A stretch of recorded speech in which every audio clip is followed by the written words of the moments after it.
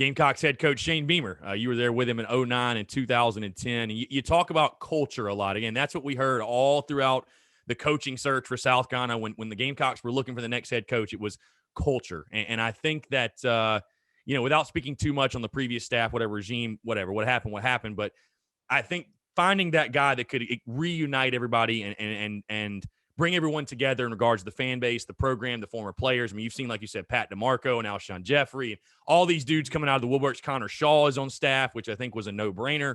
But really reuniting everyone, bringing everyone together, and bringing that culture back. I'm just curious to hear you speak on that, because fans, they hear that word over and over and over again. I think they slightly have an idea, but I think they want a better understanding. When you speak on the culture that you guys had, what specifically are you speaking on?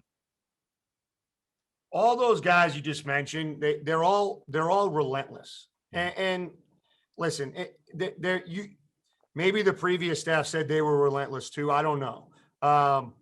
But Coach Beamer, he is bringing back people that have been there and done that at this very institution at South Carolina, which is so cool.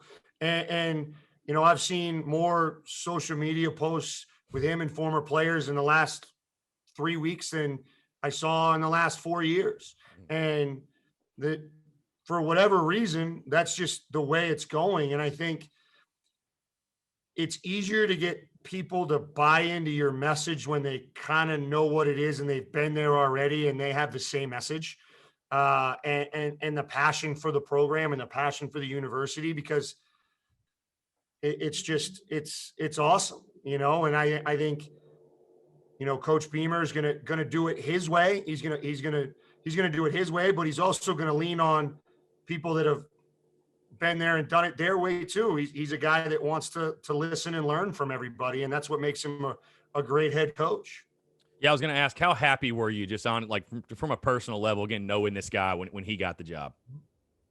No, I was super excited for him and his family, and we talk, I don't know, maybe every couple months throughout the year. We're both real busy, but I'll shoot him a text. He's got a big win at whether it be Virginia Tech or Georgia or Oklahoma or all the other great places he's been. I'll shoot him a text. He shoots me one back. It's, he's a great guy. We're of close age. Early on in my time at South Carolina, we were, he would work out. I would write his programs, and he was always in the weight room. And so we have a great relationship. I try to have a great relationship with a lot of the former coaches that were on staff there. And that's an important part of this profession. But no, I was super excited for him. I think it was the right hire at the right time. It was exactly what South Carolina needed. Yeah, for sure. I think most fans feel the same way. Coach John, I'm curious to get your take again. And you can keep closed-door conversations behind closed doors, but obviously your name popped up when it came to the strength coach at South Carolina. And we talked off here again. Steven Garcia, who we had on the show, was obviously vouching for you pretty hard. Obviously, there's a lot of love there. But, again, you can keep closed-door conversations there. But how much, I guess, smoke was there? I mean, was there ever a possibility? Were there ever conversations about you possibly? And again, I know you got a great gig at Arizona State, but were there ever conversations about you possibly coming to Columbia?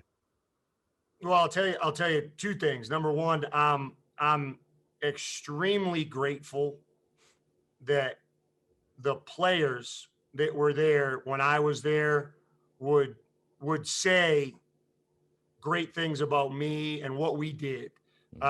Whether that be on Twitter or to a coach or whatever. And that means a lot to me, because what happens in strength and conditioning a lot of times is when the athlete's in the building, in the room, they don't always really realize how much you care and how much you're involved in their development until maybe a few years later.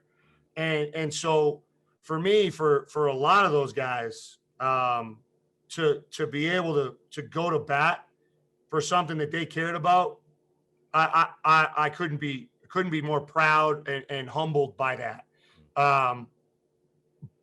With that being said, listen, I love being at Arizona State. I love Herm Edwards. I love the staff. And to be honest with you, we're trying to do what we did at South Carolina right now. Yeah. This is year 4. This is we've improved each year. We have to do something really special here. And for me to leave before we got a chance to accomplish that, I don't think would be fair to the players, and I don't think would be fair to the coaches, to be honest with you. So, it was 83 degrees and sunny yesterday. I love Arizona. My wife loves Arizona. I'm looking at Camelback Mountain right outside of the weight room here. I'm very blessed, man, and I love what I do. Like, I get to wear a backwards camouflage hat and wear shorts to the weight room every day, and I haven't worked a day in my life, man. So just to be here is awesome. No, it's awesome stuff. Just on the contrast, it was like 42 here yesterday and raining, so you didn't miss a lot. I want to humidity. Man. It's the humidity. Summer, yeah, it'll get you. I lived right on South Pickens, right near the Doty. I lived right there.